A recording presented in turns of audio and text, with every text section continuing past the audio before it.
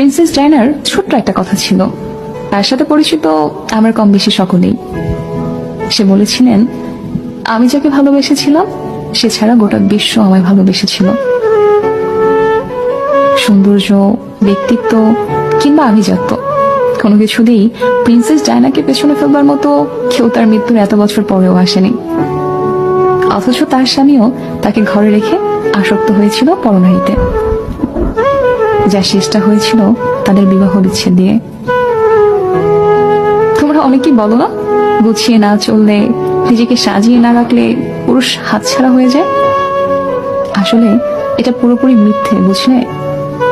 যার মানসিকতা নোংরা তার ঘরে হুর থাকলেও সে কাজের মেয়ে পেছনে ঘুরে বেড়াবে, আর যার মানসিকতা পরিষ্কার সে দিনের পর দিন শত শত সুন্দরী নারী উপেক্ষা করেও শুধুমাত্র তার স্ত্রীর কথা ভেবে থেকে যাবে।